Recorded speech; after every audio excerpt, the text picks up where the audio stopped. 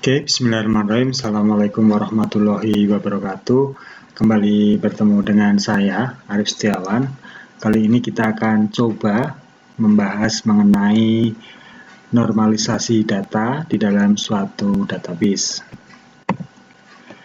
Normalisasi adalah proses pembentukan relasi basis data ke dalam bentuk normal, sehingga sebagian besar ambiguity bisa dihilangkan.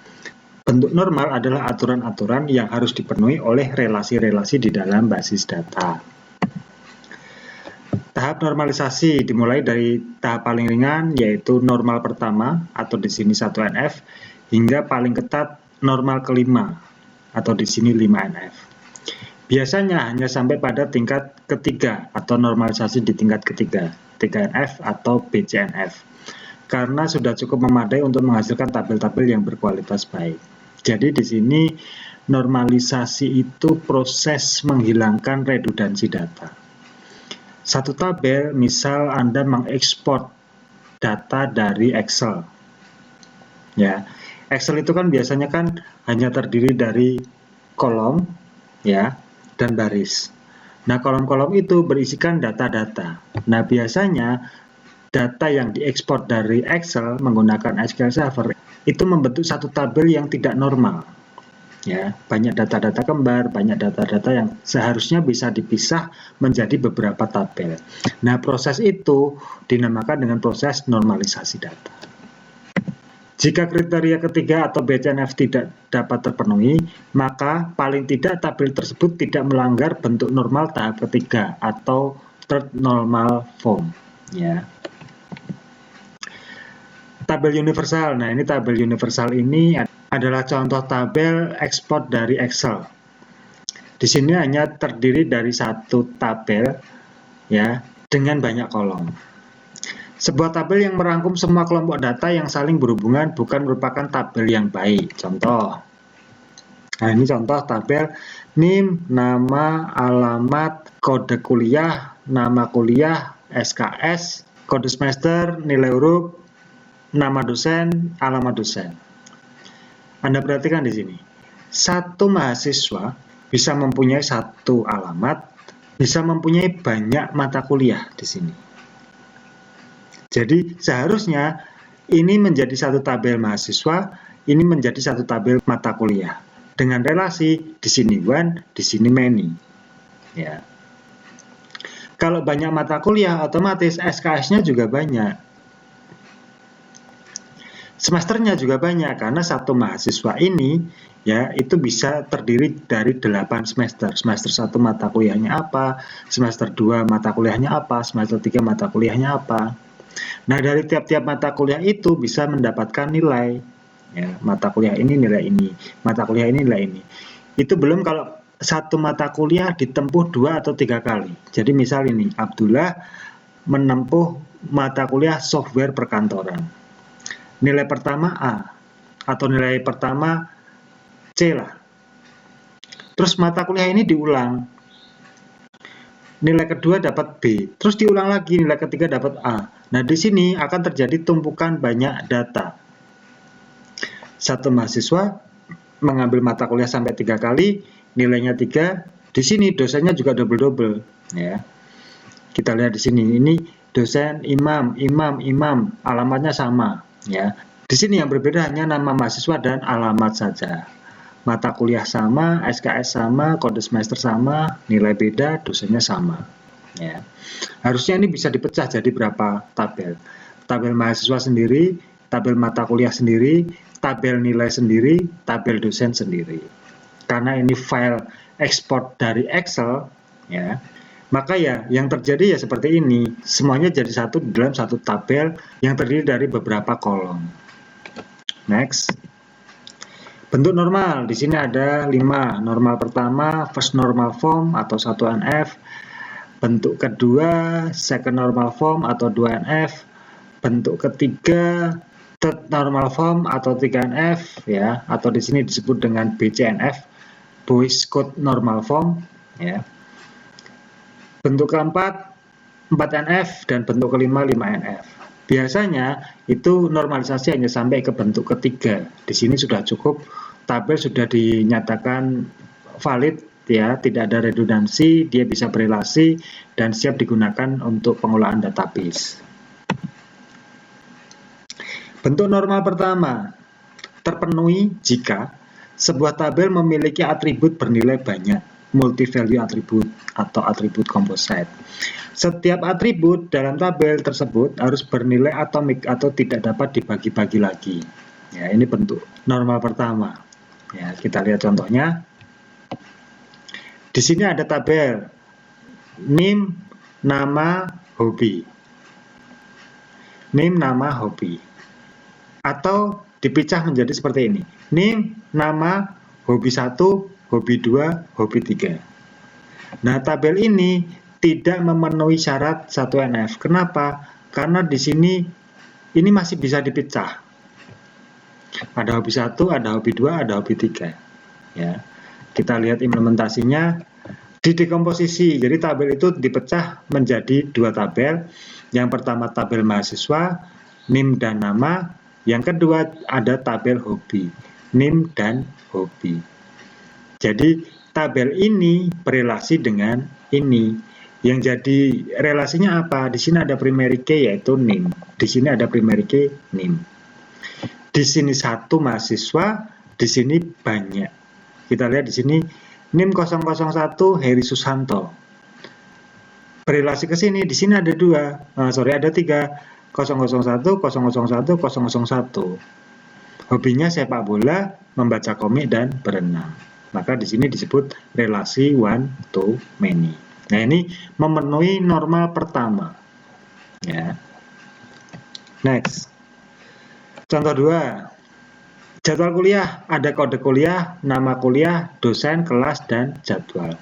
Di mana nilai pada atribut jadwal berisi gabungan antara hari dan jam. Jadi jadwal ini diisi hari dan jam. Maka jadwal ini bisa dipecah lagi. Ya. Jika asumsi hari dan jam memegang peranan penting dalam sistem basis data, maka atribut jadwal perlu dipisah sehingga menjadi jadwal hari dan jadwal jam. Jadwal ini dipecah jadi dua, jadwal hari dan jadwal jam. Jadi tabel yang terbentuk ada kode kuliah, nama kuliah, dosen, kelas, jadwal hari, dan jadwal jam. Ya. Next. Bentuk normal kedua. Bentuk normal kedua terpenuhi dalam sebuah tabel jika memenuhi 1NF. Ya. Jadi bentuk normal kedua itu syaratnya harus normal pertama dulu. Sebuah tabel tidak memenuhi bentuk kedua jika ada atribut yang ketergantungannya atau functional dependency hanya tergantung pada sebagian primary key.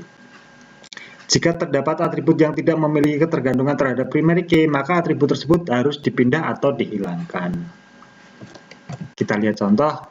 Nah, di sini ada NIM, nama, alamat, kode mata kuliah, nama mata kuliah, SKS mata kuliah, dan nilai huruf. Tabel ini memenuhi normal pertama, tapi tidak memenuhi normal kedua. Untuk memenuhi normal kedua, harus memenuhi normal pertama. Oke, ini sudah benar, memenuhi normal pertama. Terus yang syarat selanjutnya, tidak memenuhi normal kedua, karena NIM dan kode mata kuliah yang dianggap primary key, sedangkan mahasiswa ini tidak tergantung pada dua ini. Ya, jadi simbol ini membacanya, nama mahasiswa tidak tergantung pada dua primary key ini, hanya tergantung pada sebagian primary key. Kita lihat syaratnya tadi. Sebuah tabel tidak memenuhi 2NF jika ada atribut yang ketergantungannya hanya tergantung pada sebagian primary key. Nah, ini poin 2 ini.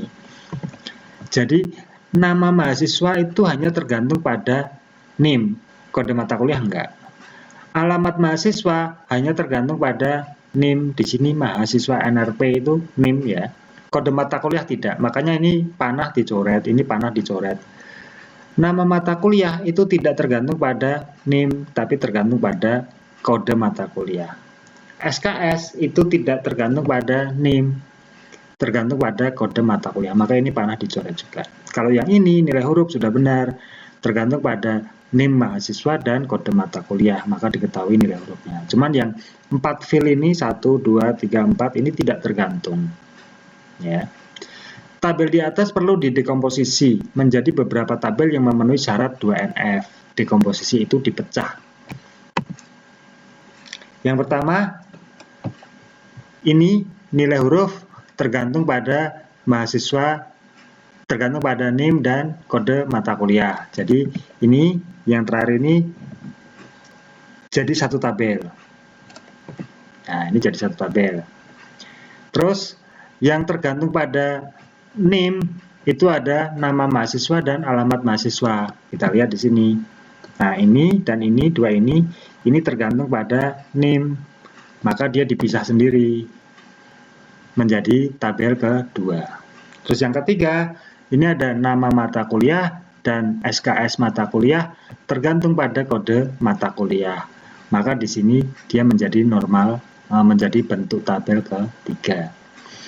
Nah, di sini yang pertama, kondisi pertama ini diberi nama tabel nilai.